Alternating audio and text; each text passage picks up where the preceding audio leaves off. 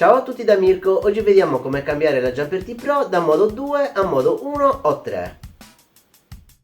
Prima di iniziare vi suggerisco di lasciare la radio dentro la sua custodia, in questo modo sarà più semplice smontare il coperchio e si eviterà di perdere le viti.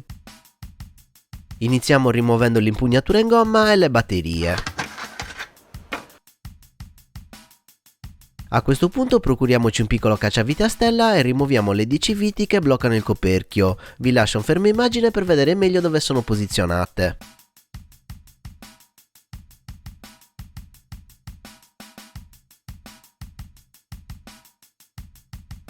Dopo aver tolto le viti porto il coperchio verso l'alto. Fate attenzione che il modulo interno è collegato dietro, quindi le due parti rimangono unite.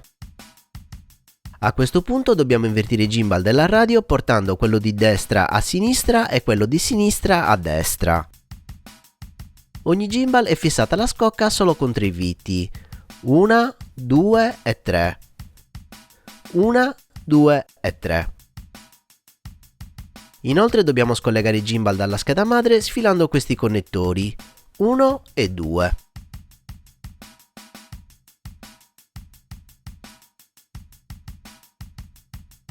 Questa è la posizione originale dei gimbal. Come vedete queste due schede sono rivolte verso l'interno. Quindi invertiamo i gimbal facendo in modo che le due schede rimangano sempre verso l'interno.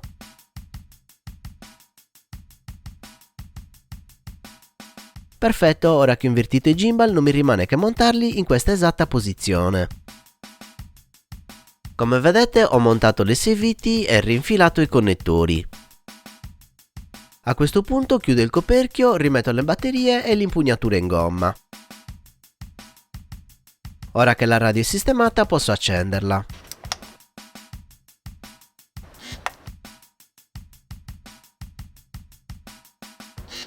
Come notate abbiamo questo avviso, nulla di grave, premiamo un tasto per uscire. Visto che abbiamo invertito i gimbal, la prima cosa da fare è la calibrazione, quindi premo a lungo il tasto menu e vado a pagina 6.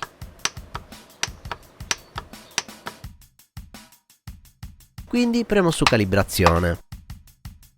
Premo di nuovo invio e metto entrambi gli stick al centro, quindi premo ancora una volta Enter. A questo punto faccio qualche movimento degli stick verso l'alto e verso il basso, poi verso destra e sinistra. Quindi premo un'ultima volta Enter. Qui ho finito, posso tornare indietro. Adesso l'ultima cosa da fare è impostare OpenTX per funzionare in mode 1. Premo a lungo il tasto menu e vado a pagina 3. Giro la rotella verso destra e trovo subito il modo. Premo Enter, seleziono modo 1 e confermo. Se preferite a questo punto potete scegliere anche modo 3, visto che comunque lo stick del gas è sempre a destra. Molto bene, abbiamo finito. Questo era il mio tutorial su come portare la Jumper T Pro da modo 2 a modo 1 o 3. Se il video vi è piaciuto lasciate un like, iscrivetevi e attivate la campanella. Per supportare il canale vi ricordo di acquistare sempre attraverso il link in descrizione o diventando miei patrons cliccando il link a fine video.